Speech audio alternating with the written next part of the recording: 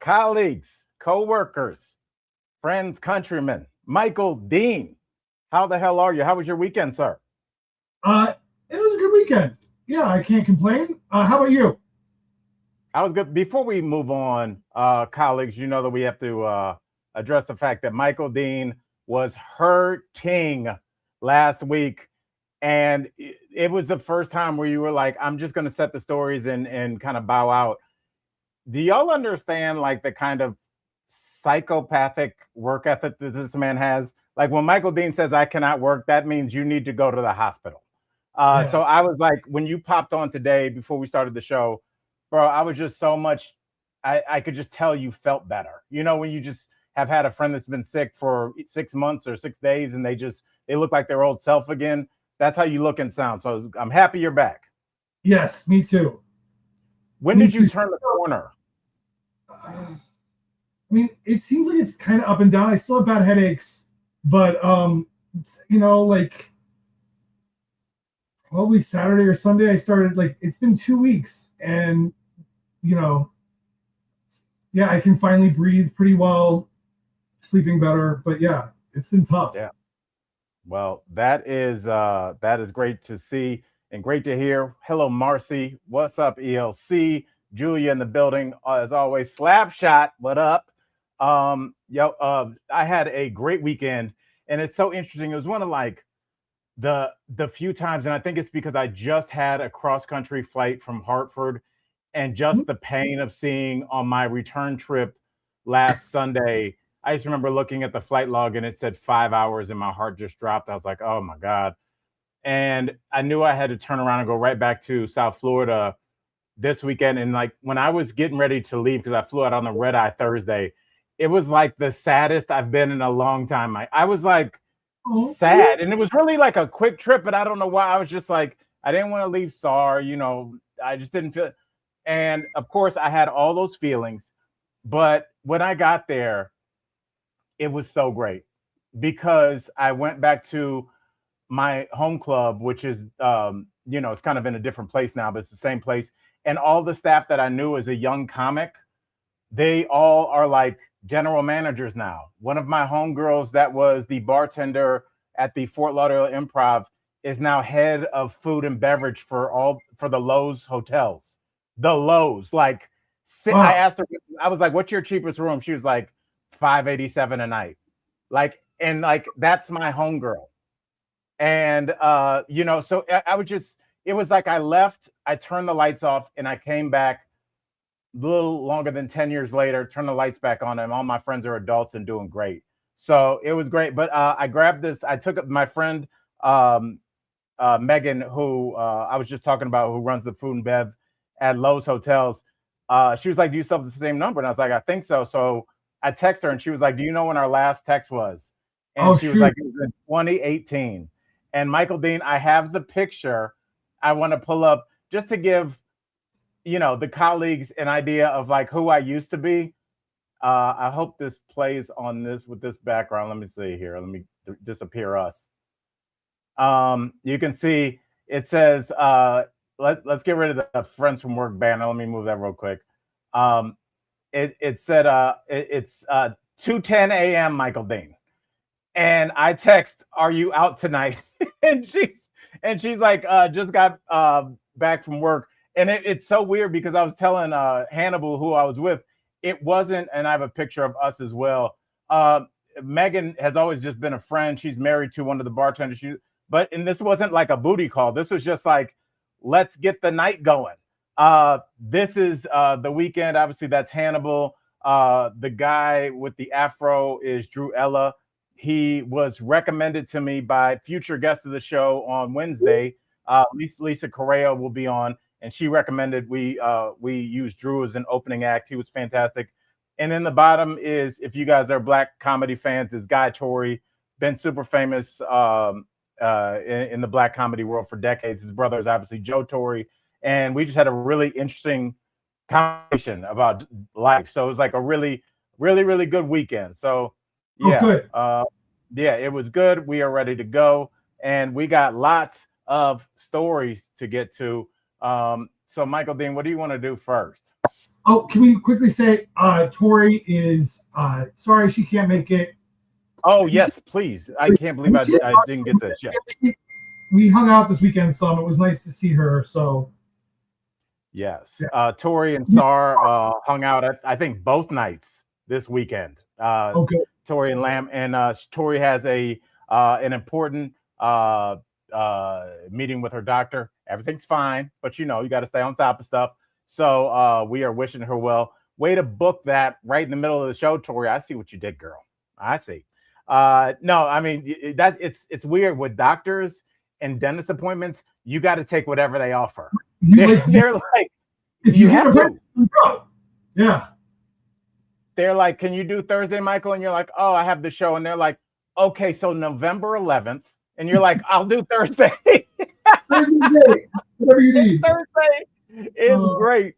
So yes, we are sending Tori all of our love.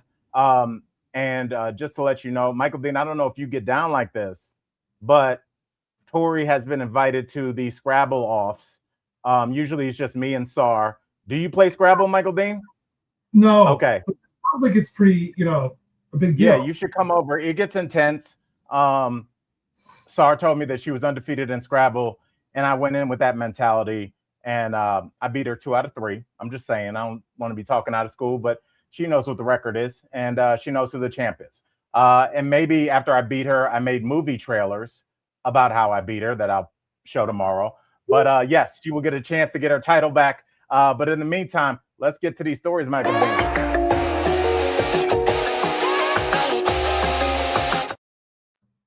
All right, MDZ. NYC is getting freezy. See what I did there? Yeah. Michael Dean, talk to us about what's going on in New York City. Or not going on.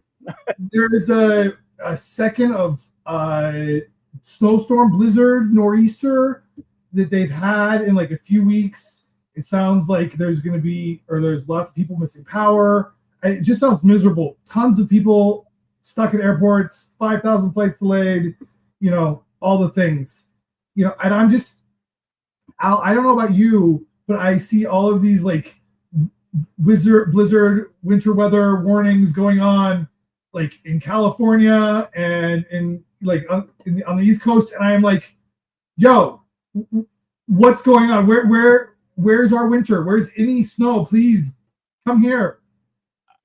I don't know if I'm going to go as far as to request it to come here, because I feel like the mistress of weather is like, oh, you getting cocky over there, Mr. Dean? I'm going to show you how we do. But yeah, it's so weird. And this actually affected when I was in Florida this weekend. Obviously, I'm flying west, so I'm fine.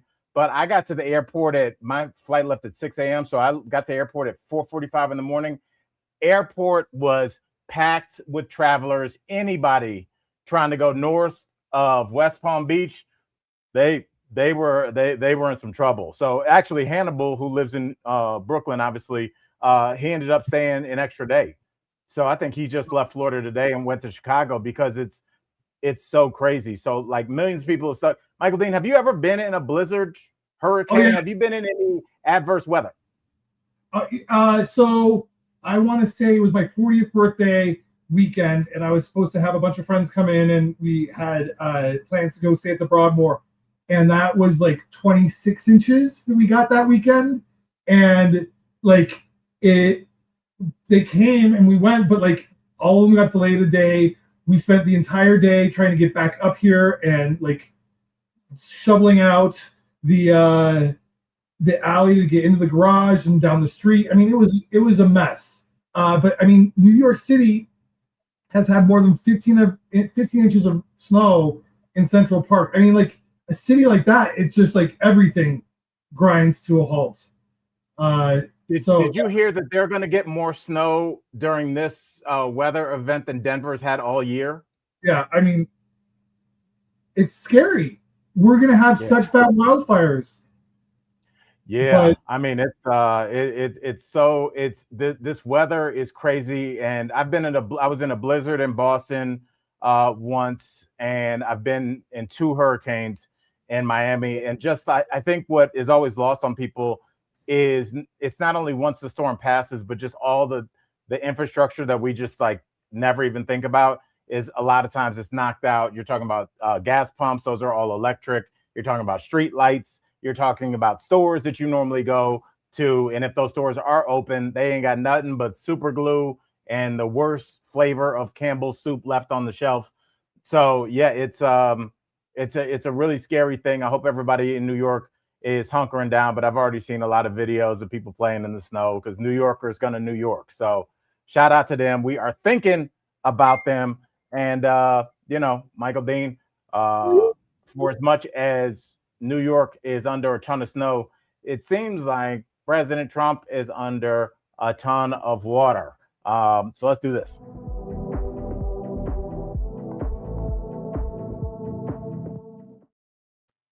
All right, Michael Dean, we're going to get to his polls in a second, which are not that great. No.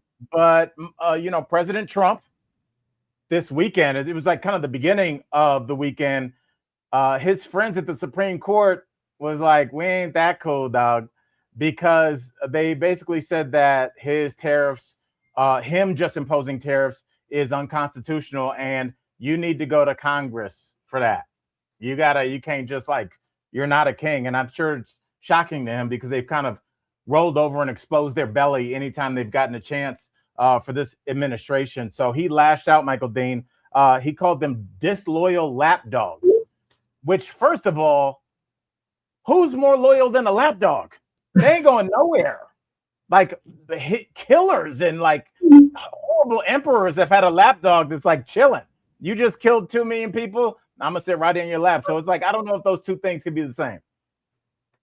You know, I amen to this Supreme Court for actually like standing by the law. The law that he used to pass these tariffs don't even mention tariffs. It was such a stretch. You know, I don't think it's a bad thing that the highest court in the land actually cares about the law and what it says and applying it appropriately. The thing that frustrates me the most is that this is such a mess for businesses and for people like you and I who've had to pay all of these extra taxes, because let's get real, tariffs are taxes, and the government collected all that money. They have billions and billions and $30 billion a month that they took in of our money, of businesses' money, and it's going to be who knows if we'll ever get it back, but like certainly those businesses, it's going to be a headache to get. I can save you some time. We're not. I actually, because I hate myself, I watched that interview with Scott Bessent when he was being interviewed about the tariffs and them being declared unconstitutional. And it is said that Trump needs to refund that money. And he basically said, we're just going to drag it out in court. So he said, he literally said, we can go a number of routes. We can just drag this out for years. I'm like, you're not supposed to say that. But, this can just go on in perpetuity. I don't hold any hope out for us getting like some kind of refund, even though it would be nice. Maybe a class action lawsuit would help push that along. But Michael Dean, I don't know if you saw, because Trump does not take loss as well. Like, okay, well, I guess I have to go to Congress, which he could still do. Right. But, well, go ahead. Well, these 15% tariffs that he did are temporary. They're like 150 days, and then he has to get congressional approval, which means that he needs all of those Republicans of his to vote in favor of them. And that's a terrible look right now, given the affordability crisis. Right. It's wildly unpopular, Michael Dean. And I think this is what happens when it's like if you had $80 million, all of a sudden, Michael Dean, every joke you told at the dinner party is hilarious. Every song you sing, man, I've never heard anybody hit that note like you, Michael Dean. When you are in charge of everything and you have sycophants around you telling you that everything you're doing is super popular and your polls are through the roof, which we're going to get to next, he doesn't have a mechanism for just having somebody around him like, hey, maybe we should just kind of get rid of this tariffs issue because our base is getting killed. And I'll tell you who else, besides people that live in the United States, is all the people that he has these tariff agreements with. Because what he basically said was, I don't care what they say, you need to keep paying these tariffs. Otherwise, we're going to go the embargo route, because he's saying he has the right to just cut trade altogether. So if you're not going to play ball, we're going to take the ball and we're going to take it off the field, and there'll just be no game. And so, I mean, it's really what the mafia does. It's like, hey, let's say you and Mitchell, friends from work, continues to do great numbers. Make sure to subscribe. Please tell a friend. And enough people subscribe and enough people tell a friend, where we make enough money where you and Mitchell can open a bed and breakfast. All right, that's great. You're like, we did it. But the mafia comes and they say, look, you're going to pay us $1,000 a week. Otherwise, there might be some trouble at your venue. And eventually, if you don't pay, they're going to firebomb it. And that's exactly what Trump is doing with these tariffs. If you don't pay, we're going to just torch all trade with your country. You know, it's so weird. Like, I just wish we didn't have a child for president that like doesn't get his way and then starts, throwing a hissy fit, calls all these news conferences, acts a total fool, and then, all of a sudden with global economic policy just like starts throwing bombs because he didn't get his way. It's. Yeah, and you can argue he's gotten his way. These tariffs have been around for months. Like he enriched himself a lot. And I was looking at the case that they were showing of where do they make Rolexes? Switzerland. Yeah. He was over there. They had him in the Rolex box. They gave him that FIFA award, and all of a sudden, you're able to negotiate. But just like anything, when you go to see the emperor, you have to have a gift.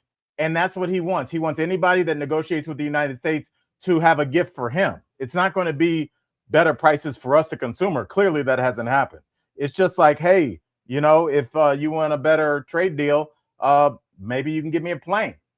Maybe you can, allow these American businesses to buy your natural products for pennies on the dollar, which is what we've done all over the world for years. So I'm interested to see how far he's willing to carry out his Tony Soprano-like tactics. Because quite frankly, people use mafia tactics, Michael Dean, because they work. So, and they absolutely have for him. And I'm curious to see how far he's going to roll with this. All right. And Michael Dean, while we're on it, let's talk about those polls, because Trump's polls and I don't want to use a political term, they're in the turlet. They're not doing so great. Michael Dean, his polls after 1 year, he's gone from 41% with Hispanics approval to 26%. Remember, a lot of people said the Hispanic vote really is what kind of pushed him over the top. And I think the thing that everybody's saying is most alarming, and I want to get your opinion with this. He went from 41% approval from independents, which is like the swing voters, the people everybody wants, and he's down to 22%, which, Michael Dean, is not great. So what do you think? I have a certain feeling about the Trump poll numbers. The problem is, like, Trump is widely unpopular except with his like MAGA base, which always sticks by him. But I'm not surprised at this point that this is where we are, because his policies are crazy when it comes to what is actually affecting our country. Anyways, so of course things are going to go poorly. Shooting American citizens, like this deportation thing, ratcheting up tariffs, which are just going to cost Americans more money with everything is so crazy expensive as it is. His like starting another war with Iran. I mean, who knows, what is going on in this man's head. But like the thing that bothers me, or the thing that is so troubling to me, is I don't see anybody else doing a great job at filling that hole or coming in and being like, rally around me. Democrats aren't doing what it takes to get my vote. You know what I mean? Like it's just the anti-Trump stuff. It's like, it's if you're running against somebody, which politicians are always running for re-election, even at the day that they win their position, the campaign for the next cycle begins that day. If you are a Democrat, and this is what colleagues, it's like, what did the kids say? Make it make sense to me. you need one, one thing to run against your opponent. Was their partner stitched up in some kind of, business dealing that went south and they were, found liable? Was your partner, do you have compromising pictures of somebody? The Democrats have everything right in front of them. The Epstein world could be used a million different ways. Unpopular policies like the tariffs. We should have a Democrat in our face every day, Michael Dean, saying, hey, we don't even have to fight over who's going to go after which issue. We got, I'm going to take the economic numbers. You take how bad he's doing with independence. You take how they didn't redact the Epstein victims' names. You take the fact that they only have 4 computers in in the DOJ for us. There's so many things, Michael Dean, and they've gone after none of them. So looking at the landscape, what do you think that is? Because it has to be something.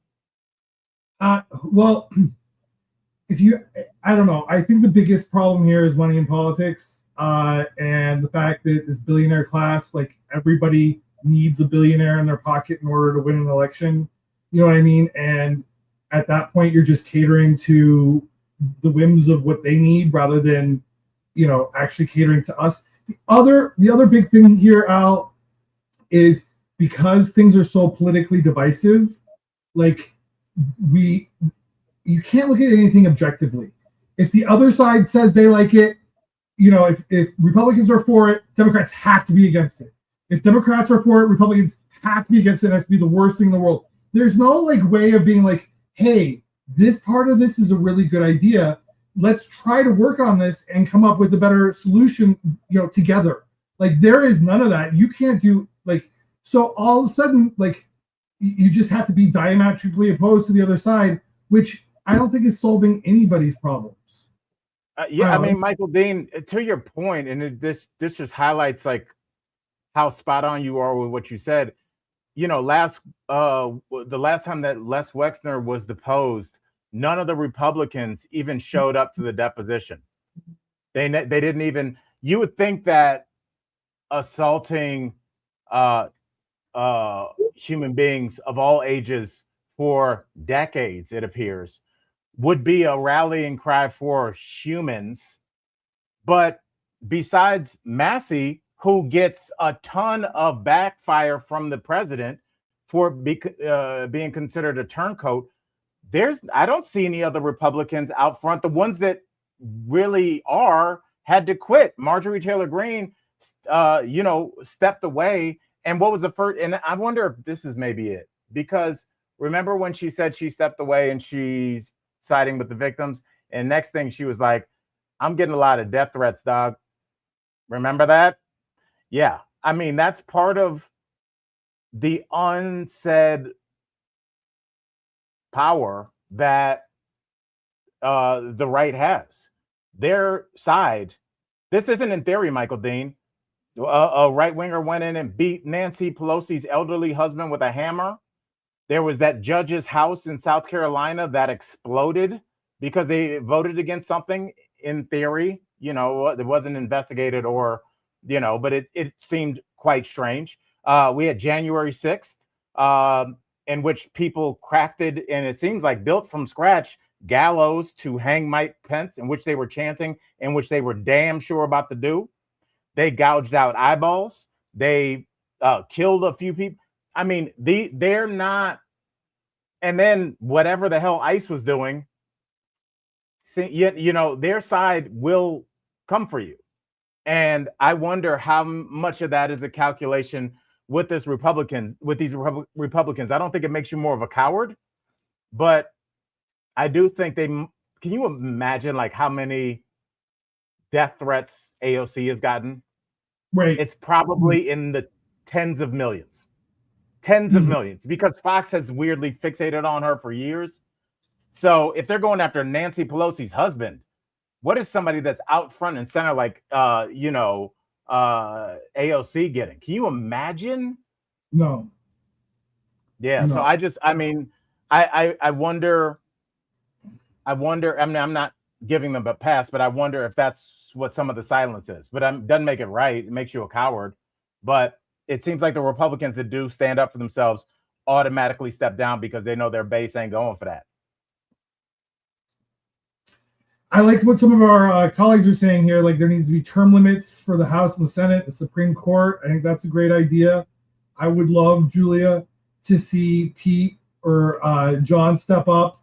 You know, I was kind of bummed to hear Gavin Newsom come out against this billionaires tax in California. Yeah, I'm so sick of him. Please continue, Michael Dean. It's just a visceral reaction I had. Well, no, I'm right there with you because it's like, it's like, oh, we're gonna try to like be moderate so that we can win this, and it's like, why can't we just get those people to pay their fair share of taxes like the rest of us have to do?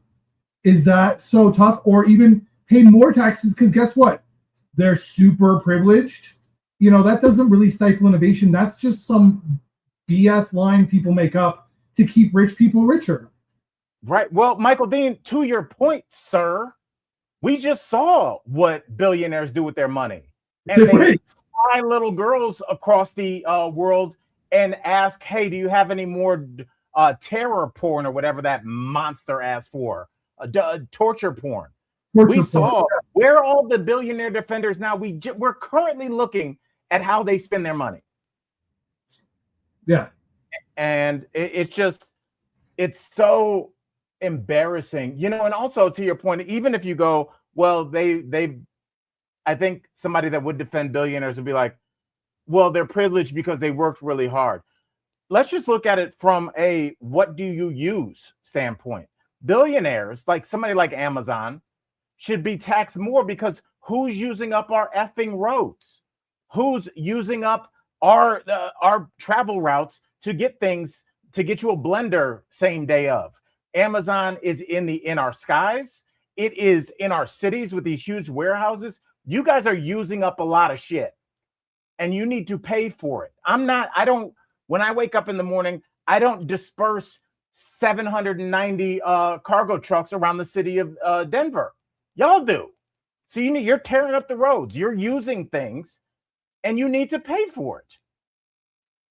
So I just don't, when billionaires are taxed at the correct rate, amazingly, the market starts to correct, the economy starts to correct. But when the people are making the most money aren't paying anything, we see where we are. And it's a massive chasm between the have and the have-nots. And Democrats like Newsom have no interest in changing that. And I think that's why somebody like Mamdani didn't get support from Chuck Schumer, or he got a tongue-in-cheek kind of like regretful endorsement right at the end from Hakeem Jeffries, who I also have a number of issues with.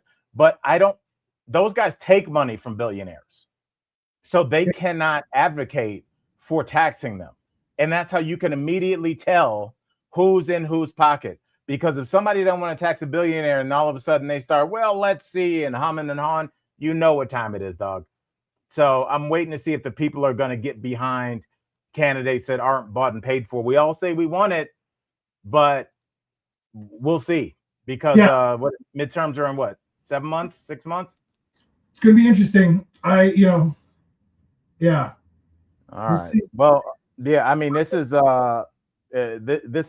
something that I've been wanting to get to. So Michael Dean, let's jump over here. Let's do this. This is definitely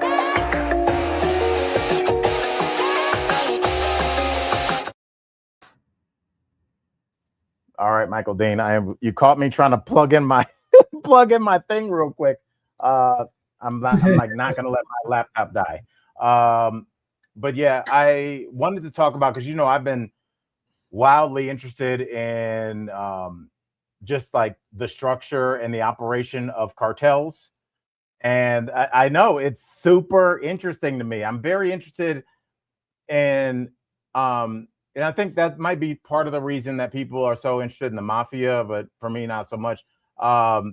It's just like it's just a business like anything else. They're just selling something that is illegal. But one of the guys that was at the head of the one of the more powerful Mexican drug cartels, El Mencho, his name was Nemesio Cervantes.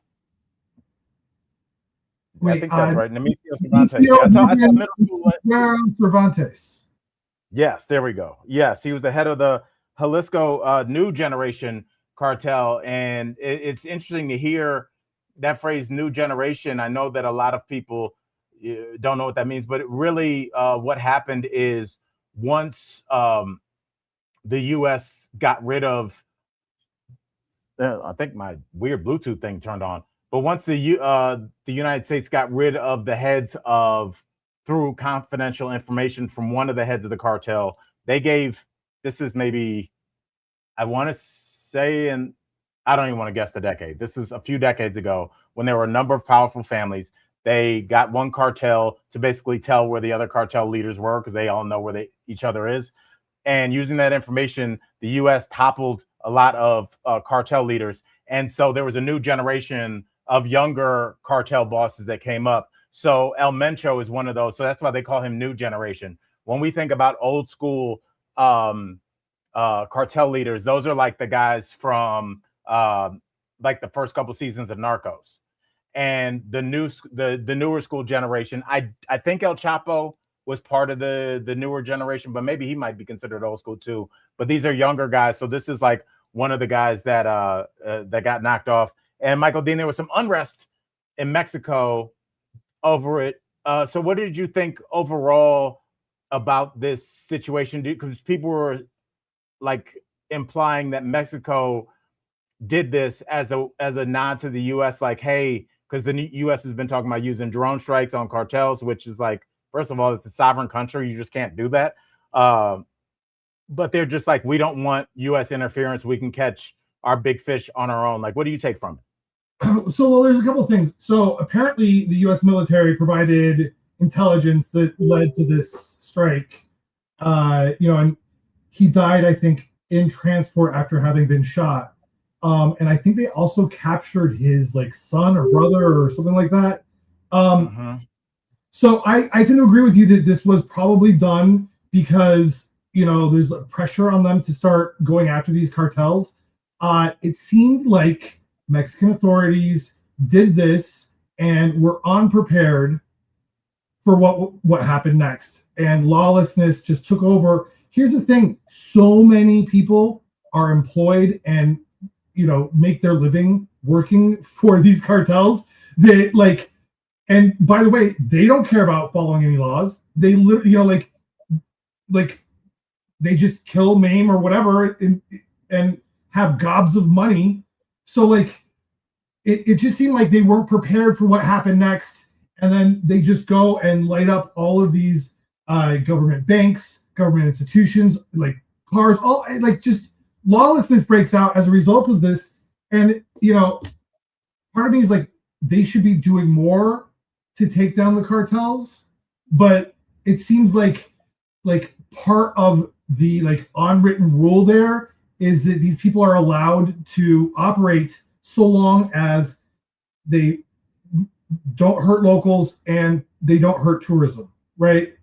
And and it just seems like that deal, unwritten deal, or for whatever it is, isn't good for this country because of all the drugs that come here. And I don't know how you undo all of that. And I think in this type of a situation, you just end up with people, regular everyday Mexicans, terrified, staying at home, and all of these Americans who are there, like, terrified, sheltering in place. Yeah. I mean, the cartels own and touch almost everything that comes in front of any of us, any of the colleagues. We're talking about produce, talking about drugs, which people know, electronics, anything that needs to be shipped. Who do you think runs these shipping routes? Who do you guys think own those nice beachfront hotels? We just talked about the mafia. Those are a bunch of American dipshits that'll just throw a rock through your window. What do you think the cartel is telling the Hilton when they want to build a big thing right on the beach? You can lease it from us, and that's what they do. They don't. There are no new builds down in Mexico. The cartel owns that. They own everything. They own almost everything that we see because a lot of the businesses that we come in contact with are good for doing what? Laundering money. They don't need to learn how to sell drugs better. The difficulty is laundering money. You got to find banks that are friendly, etc. That's a whole boring thing. But Michael Dean, I will say this in terms of the cartel and the unrest that it causes. I mean, you would think that who better than the United States to understand what kind of unrest? Because didn't we just destabilize the Middle East? You know, starting with Saddam Hussein. No matter how you feel about him, a lot of countries have leaders that we would all consider assholes. But when you take them out, what happens is there's a power vacuum and there's a fight for power. This is kind of how structures work. So I don't think that we didn't know that that was going to happen. Well, it's amazing to me that like we keep thinking like, oh, we know the answer, we know the solution, we just got to do this thing, and then like, oh, you mean there's going to be aftermath? Oh, you mean it's not going to go the way we like? Oh, you mean it's going to mean more people dying? Like, how many times have we done this thing over and over and over again? This is what happens when you hollow out parts of the government where people, you know, work across administrations who like are familiar with these things, who know the names, who know the people, you know, and aren't there to be like, hey, yo, real quick, we could kill this guy, but then what? Right. And the answer is there is no and then what? There'll always be a next guy. I mean, once we got El Chapo in custody, I don't think people at nightclubs were like, no more drugs. I guess that's it. There's always, whenever there is a product that people want, somebody's going to sell that. So like we have to like at some point grow up and understand that the idea of stopping drugs is nonsense. It is a BS fairy tale that is sold to us to make us feel like there are people on the job. We saw this, Michael Dean, what, 4 decades ago, 5 decades ago with Iran-Contra. They knew that there was a drug war going on, but did they try and stop it? No. They took the money generated from that war and they funded their dark money projects that they didn't want to go to Congress with because the FBI and the CIA don't want to say, hey, we're going to be trying to put some crack in some of these neighborhoods. We need your help with that. Congress isn't going to fund that. So when you need to come up with money that you don't want to tell people about, that's where the drug war comes in. And that's why we have like one of my favorite cities, the city of Miami. How'd that happen? Miami was Boca. It was Boca Raton until about, I don't know, the late 70s. What happened then, Michael Dean? I think a ton of coke showed up, and now all of a sudden they got 4 sports teams and high rises everywhere. As Ford would say, what happened? Americans want drugs. Yeah. Have you guys seen the movies? You heard of Studio 54? We want these drugs. And there is a constant battle for people to get these drugs to us. That's the only issue. Who can get it to us faster and cheaper? When Americans stop putting everything up their nose and in their veins, the war on drugs is over. Until then, which I don't know if that train's coming for a while, we're going to be doing stories like this. Well, Al, to your point, we need to tackle this both from the supply and demand, side. You know what I mean? Like, you're absolutely right. And I think there's just so many people hurting and or bored. Yeah, I mean, I think it's for whatever reason since the beginning of time, people have been trying to get high, and the drugs change in this country based on where we're at war. Interesting, we went to war in Afghanistan where the poppy plant opium was. Now all of a sudden we have a big opioid issue. We went to war in Vietnam where you could get a lot of heroin. What happened in the late 70s?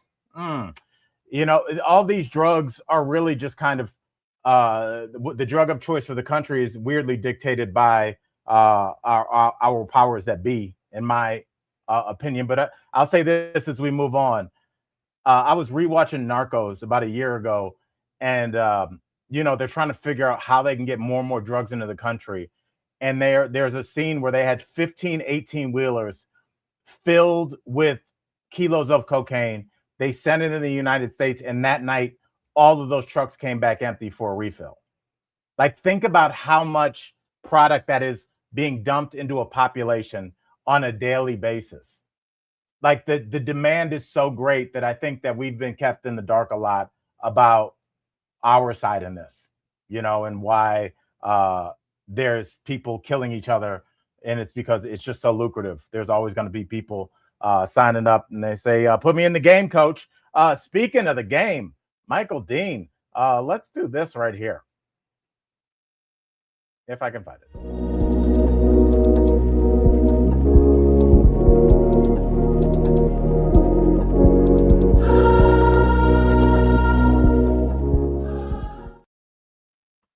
Michael, I am vibing with some vibey sports because the U.S.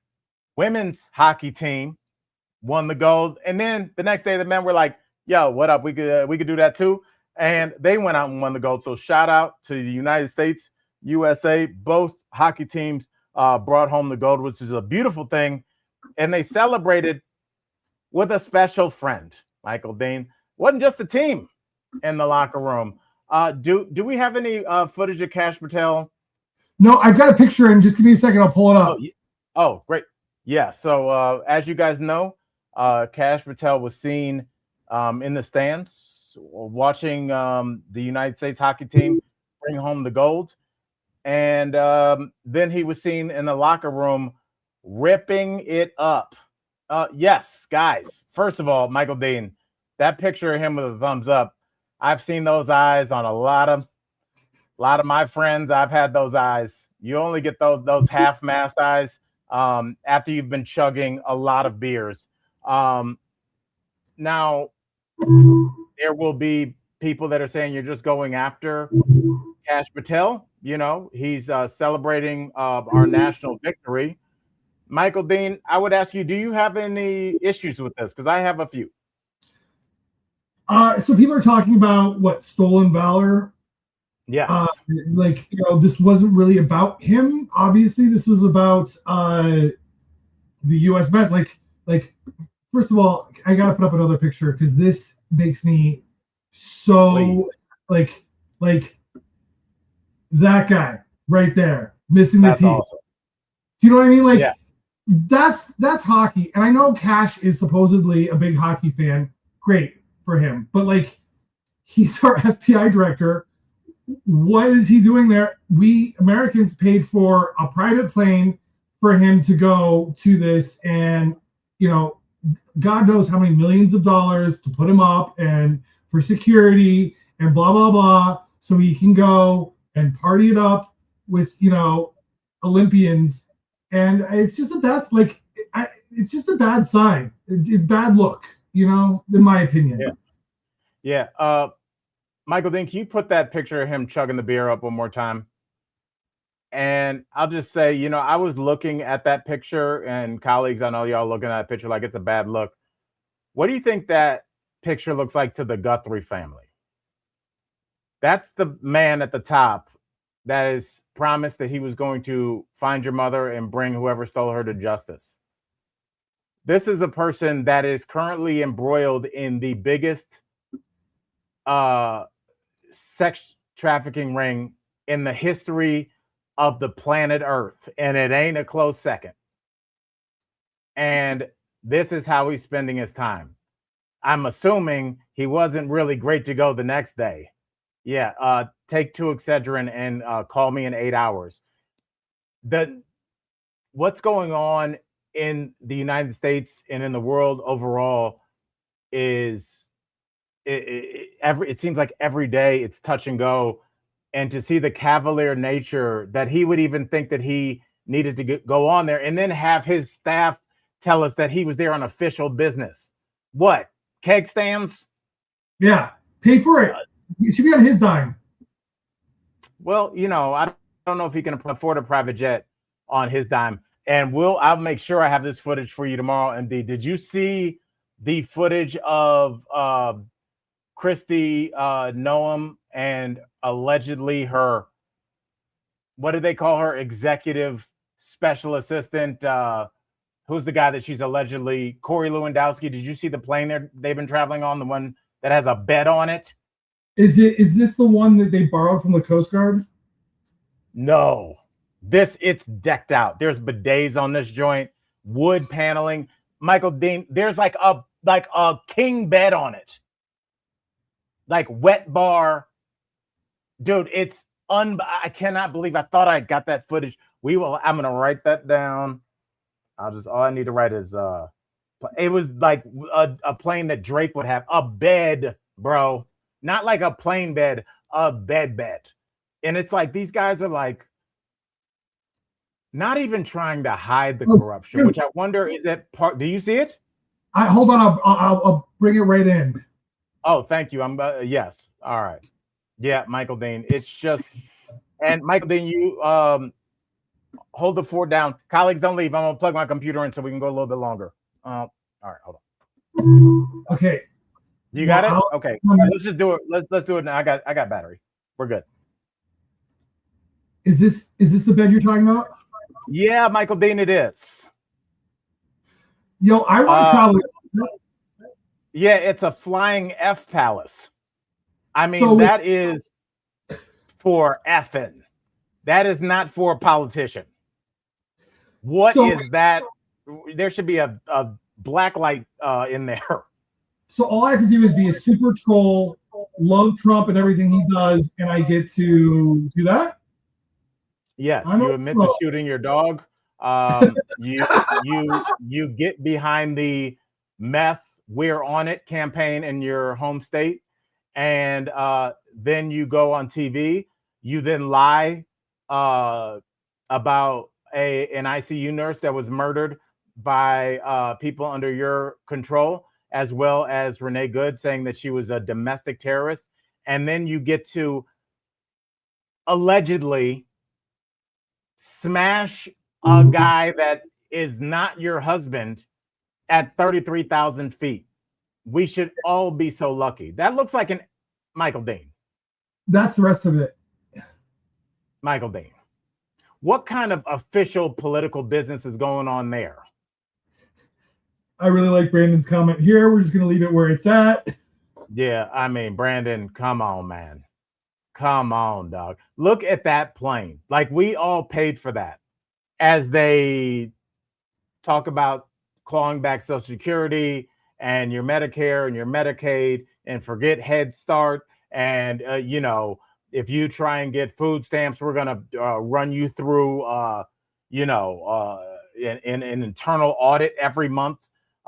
If you're a disabled person or disabled veteran, they're going to make it a bitch to get your benefits. But if you want to be corrupt and have a bang fest, once we level off at 30,000 feet, let us know. I can't believe that they let those pictures leak. Yeah, but it's totally Hunter's laptop, Hillary's emails, Biden and all of that. Wait, did he make any money? What was it?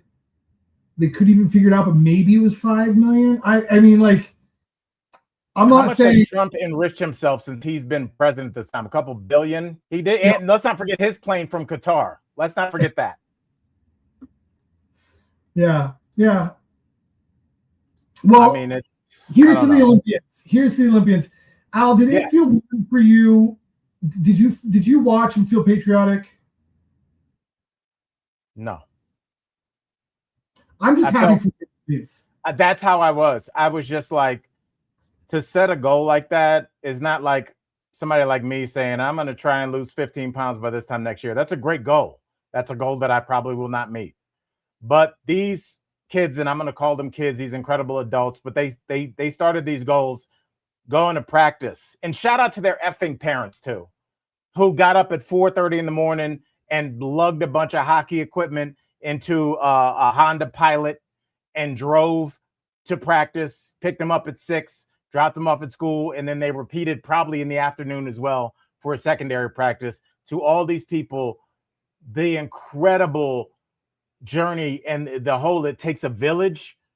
Their village willed them and propelled these young kids that are now bright beaming adults onto the national stage. So that's what made me excited, and that's what I took pride in, is the baseline humanity of just loving.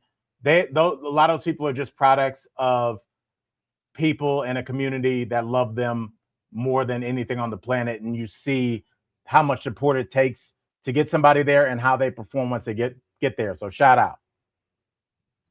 And did you, by the way, I don't know why I thought about this. Did you see the protest banner that people put up at the Department of Justice? No. So originally they had put up this big sign with or banner with Trump's face on it, and it said Department of Justice at top and blah blah blah blah. Oh yeah, we did. I saw that one. Yeah. Yeah. It's about time to people for what they are.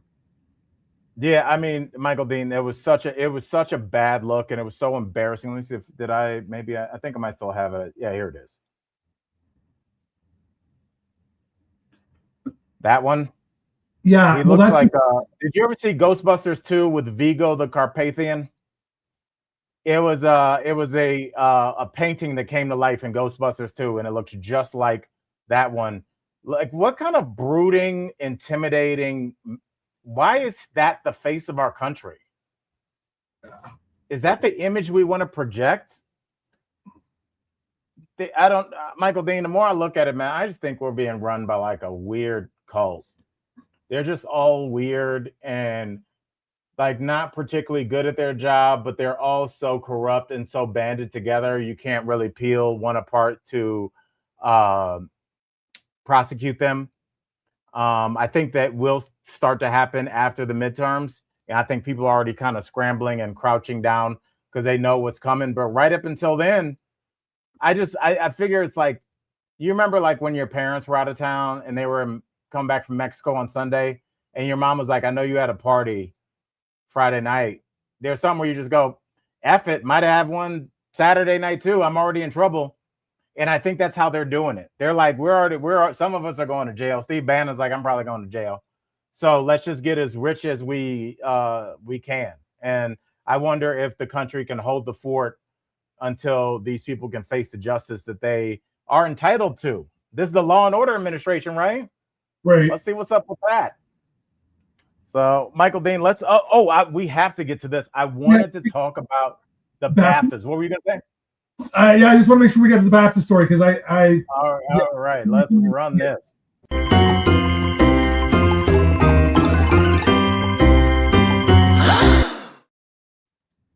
All right, now Michael Dean, the BAFTA awards were this past weekend. Did you know that you're talking to somebody that was nominated for a BAFTA award? Get out. Was it? Yeah, it was for Officially Amazing, the show I did on the BBC for years. Oh, that's awesome. Congratulations. Yeah. How did I not have the picture queued up? Maybe I'll write that just so I'll show you guys tomorrow. BAFTA. Yeah. So Michael Dean, do we have footage of this? Or do we just... But okay. I have this. This is when it happened. Right. Michael B. Jordan, and this is for they won a BAFTA for Sinners. And this is Michael B. Jordan. What's the other gentleman's name? He's in a ton of stuff. Yeah. We will find that. He's a really famous actor. I'm embarrassed. Delroy Lindo. Say it one more time. Delroy Lindo. Yes, Delroy Lindo. They were receiving an award, and allegedly, somebody with Tourette's syndrome yelled the N-word. Yeah, Michael Dean. It was audible on the broadcast. It was audible on the broadcast. Yeah, these are live. So, Michael Dean, what were your first thoughts when you saw this, when you heard about this? At first I didn't understand. Like, this person who shouted it has Tourette's syndrome. They were there because the documentary about them, I swear, was up for BAFTA. And at first I was like, what's the big deal? He's got Tourette's. And then I was like, oh, that's not okay. It that's, you don't, like, no one should have to get up there and have that word hurled at them. That's absolutely terrible. Absolutely not. Like, how in the world was that ever like an okay thought? And then what's even worse was Alan Cummings' apology, where I believe he said, we apologize if you are offended tonight. Like, there's plenty of people there that heard that and weren't offended. Like, it's Yeah. it's so stupid. Yeah. Well, I mean, I think sometimes when you see, I mean, it's taking it back to the Chris Rock Will Smith smack, and then like everybody was talking about how, you know, Will Smith was allowed to return to his seat and what's going on. I think people forget that as somebody's done tens of thousands of hours of live performance, tens of thousands of hours of live television, sometimes stuff goes down and nobody knows what to do.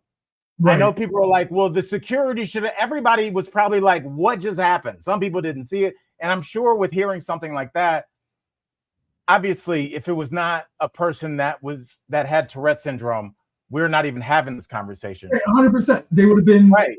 But Michael Dean, I have a harder question for you. If we are watching a documentary that's powerful enough where it's nominated for a BAFTA, that documentary is supposed to show you what it's like to live in the body of somebody that's got Tourette syndrome and say untoward, inappropriate things at the wrong time. So if we are to accept that this is an uncontrollable issue, physical, mental issue that seems to be pretty well studied and vetted and documented, can we still have the same anger? I'm not saying you can or you can't. It's just an interesting conversation, even for a Black man. Because if there is a thing, and I'm going to butcher the joke, and I'm mad that I don't know the comic that said it, but there was a comic years ago, and he just goes, I get that there's Tourette syndrome, but why don't they ever yell nice stuff? Like, how come they never go, nice hat? Like, it's weird that it is always something untoward. So, what should we do about this if we are a culture that does want to celebrate awareness about things? Well, so there's a couple of things, and Tron, you're absolutely right. Like, this was pre-recorded when it was aired in the US. Oh, so this was pre-recorded and they left it in? They could have cut it out for the US broadcast. Like, what it was, if it was held live, and, like, it took place in real time in the UK, but yeah, it was cut down from 3 to 2 hours and rebroadcast on for here. So yeah, 100% they should have taken it out. And like, I'm sorry, but they're like, you want him to feel included and to be there, but maybe have a special place where they're allowed to watch and they can make whatever, like, you know, comments are going to happen as a result of Tourette syndrome. They're involuntary, right? So yeah, but it doesn't get picked up by, and the presenters can't hear. Yeah, I mean, that's a rough one, because it also might be considered a bad look if it goes, and the winner for best documentary is Tourette syndrome. Thank you for raising awareness. Now get in this soundproof box, you freak, because you're going to yell something. That wouldn't be a great look either. And so I'm not saying, but the not cutting it out that's not even up for discussion. That really blew me away. Yeah, I don't know how you handle this. And, you know, I haven't met a lot of people. I did a radio show one time with a kid that had Tourette's, and he was like, he's still trying to be a comic, you know, and there are comics that do have Tourette's. But Michael Dean, hold on, my computer's going to die. I got to charge it. Hold on. We need to get Al a new computer, guys. We should all work on that. As a friends from work, yeah, raise some money, get Al a new computer. Thank you. See, W, you know what I'm talking about. Now I'm just stuck here all by myself. Did everybody have a good weekend? Blame it on Trump.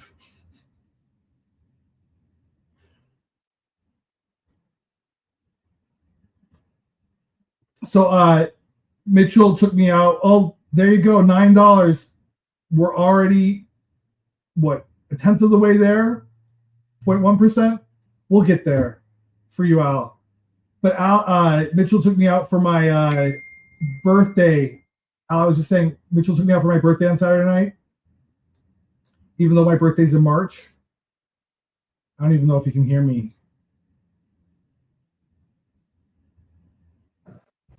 Wait, so you guys, why didn't you go out the day of your birthday? Well, because the gift he got me, he wanted me to take full advantage of it, which was a Top Golf membership.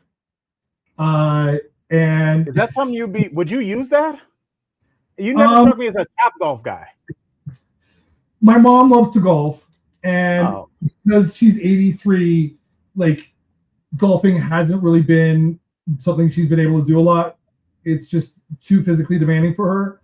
So Top Golf is great. So I now have a weekly date with mom to go hit some balls, which she loves. That's awesome. Which is a really, really sweet present if you think about it. So yeah. And you know what else it does, Michael Dean, which is something I'm sure you didn't even process. It's just like you're hanging with your mom, you're a great son. But also, like, when you get to be her age, having something to look forward to every week is a big deal, bro. And having something that's going to be physically and mentally stimulating, the noise, you're out, you're in public, and now you want to hit some golf balls. I just think that's a bigger deal than even man. That's a really cool thing, man. And look, Al, we've raised almost $30 for your new computer. Oh my God, I don't want to derail the money train. I wish you know me, I don't want to get on the show and talk about accountability if I'm not subject to those same rules. I charged my computer to 100%. And instead of just plugging it in, there's an empty plug. I was just like, I can make it. And then we were talking about the Tourette's syndrome kid, and it was at 9%. I was like, we're going to wrap up. And then I looked, and then it was at 1%. And I was like, that was a wild jump. And so it was just me being unprepared. Or as I said, my computer's dying, so keep sending money. Yeah, you need a new battery. Yeah, it's there's a lot going on over here, Michael Dean. But you know what it is? It's all this fresh content that they're forcing us to pump out. I mean, I don't mind saying it on the podcast. I've never lived at a time where there have been, and this is all of our seasons of DBL, even with COVID, daily content that we're not going to get to the Liza Minnelli thing. We're not going to get to the Met. We're not going to get to the chick from HGTV. We'll talk about her tomorrow. That said the N-word in the weirdest way and got her career. Did you guys? All right, I will have the clip tomorrow. It was the weirdest N-word I've ever seen, because she was like trying to get trying to screw something in, and it's her. She's on a ladder. There seems like there's another white guy stable. She yells. She can't get the screw in, and she just goes, "Oh, fart." N-word. I've heard a lot of N-words. I've never heard that. It was like such a weird sense to me. I don't even think it was like motivated at someone. She just said the word fart and then accompanied it with it was the weirdest. Right. It was just such a weird way to use the word. And now her show on HGTV that was making a comeback is not. Yeah. Yeah, it's weird, man. And we gotta go to Good Star, but I had an idea years ago and I never really followed up. I was gonna write a screenplay about, I think this might have been way back when the Kramer thing had happened, about like a regular kind of boring office guy that's at an office party and they have a hypnotist there, and while he's under hypnosis, he says the N-word and it changes his whole life. And like, just like everything that happens, and like he doesn't remember saying it, and then he's like, is that inside of me? All these things, and how his friends change and loses his job and all these kinds of things. But that's not that's not a topic I'm really interested in exploring anymore. But yeah, I'm always like, with somebody like her, I'm always like, you didn't even say it with conviction, because there are those people online that, like the racist girl at Cinnabon, remember her like 2 months ago? And then you can raise like $1 million from racists on Kickstarter, but she's not even going to get the racist money. I've got to run, but all right. Back to Tori? We'll be back tomorrow with Tori. Tori, feel better. Michael Dean, great job stepping in. And let's end the show with the phrase racist money, because I think we're the only show that does that. Love you, colleagues, co-workers. We'll be back tomorrow. I think so. Love you.